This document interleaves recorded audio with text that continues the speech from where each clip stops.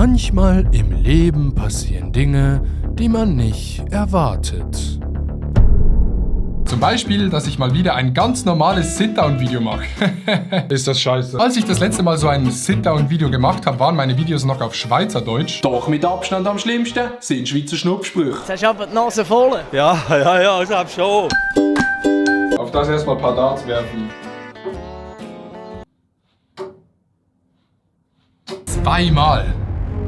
Triple 1. Ich würde jetzt lügen, wenn ich sage, ich fände es nicht schade, aber ich fand es cool, dass es in einem Spiel war, das geil war. Aber heute gehen wir in die Tiefen der deutschen Online-Videoproduktionshistorie. Wir tauchen ein in eine Welt,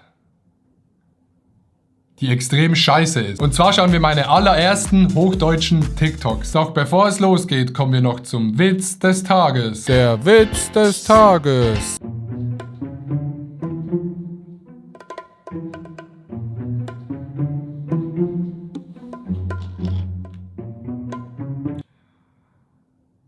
Paulo Muck. Das war der Witz des Tages. Dieser Part vom Video hat mir wirklich sehr gut gefallen. Danke, Adi. Ab geht's ins erste Video. Wie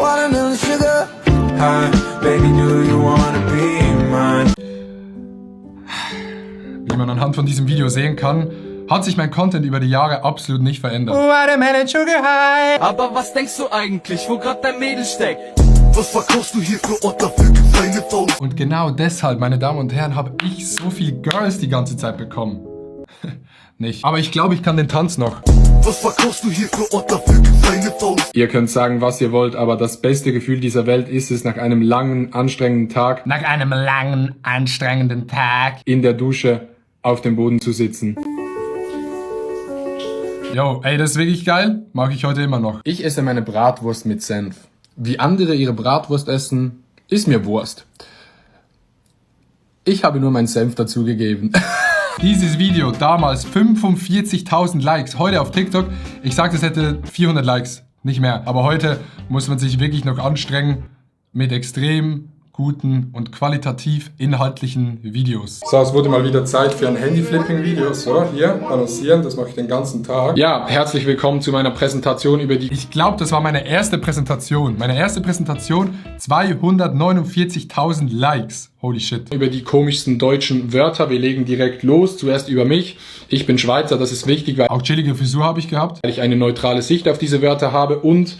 Ich bin reich. Ey, habt ihr auch das Gefühl, dass meine Stimme mittlerweile mehr Bass hat? Oder weniger Bass? Hat sich meine Stimme entwickelt in der Stimmfarbe des Stimmklanges? Oder bin ich einfach nur geisteskrank extrem dumm? Als erstens haben wir China. Die Deutschen sagen immer China. Das klingt absolut hässlich. Viel besser wäre einfach nur China. Das gleiche gilt für Chemie. Die Deutschen sagen Chemie. Komisch. Ja, was soll man sagen? Die Präsentationen waren auf jeden Fall legendär. Ich habe da sehr viele von gemacht und wenn ich irgendwo auf der Straße rumlaufe, dann kommen immer irgendwelche Leute, gucken mich an und sagen, ey yo, bist du nicht der von der Präsentation? Und das Coole daran ist ja, das geht einem gar nicht auf den Sack, nachdem es 10.000 Mal passiert ist.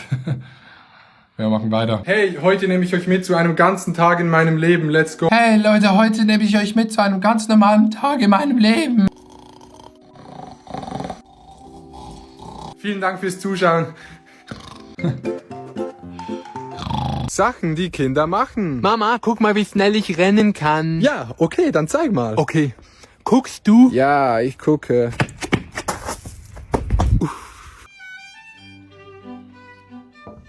Ich dachte damals, dass es eine Serie wird mit diesem Sachen, die Kinder machen. Ich habe ein Video gemacht und danach habe ich kein Video mehr gemacht. Sachen, die Kinder machen.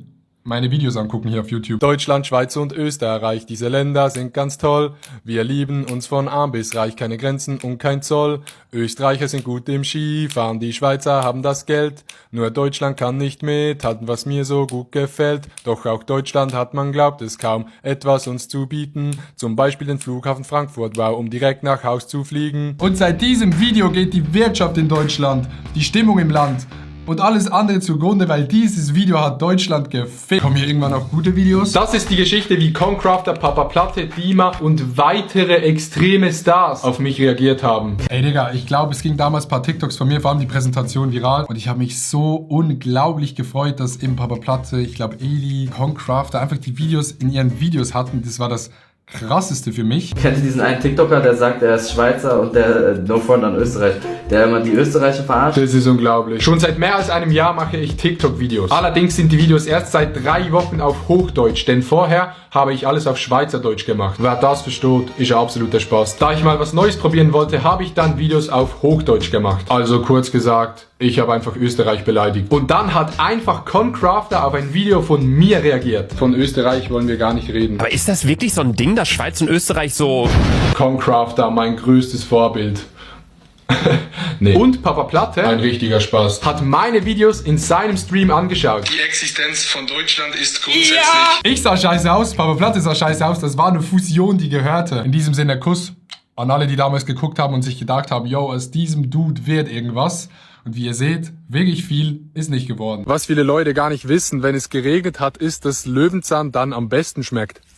573.000 Likes für diese Kacke, Digga. Und ich werde heute noch, vor allem von jüngeren Zuschauern, darauf angesprochen, die fragen, yo, wie war das Gras, das du damals gegessen hast? Achtung, Spoiler, ich habe das Gras nicht wirklich gegessen, ich habe es nur ausgespuckt.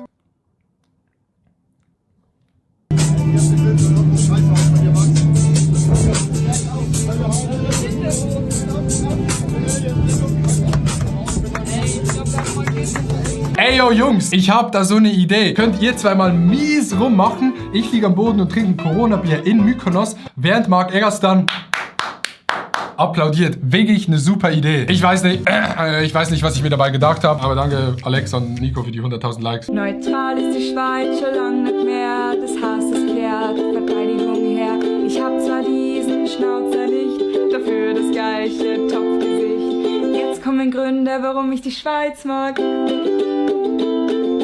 Das waren die Gründe, warum ich die Schweiz mag. Jetzt kommen Gründe, warum ich euch mag. Ich mag Österreich gern, um als Land zu bereisen, euch kennenzulernen und uns zu zeigen, dass es Leute gibt, die in Armut leben und den armen Leuten auch mal was zu geben. Zum Beispiel Geld oder Tennisspieler, gute Schokolade und da gäb's noch vieles. Österreich, oh Österreich, liebe Grüße aus der Schweiz. Wir sind ehrlich, denn wir haben's erkannt. Wir sind immer noch besser als Deutschland.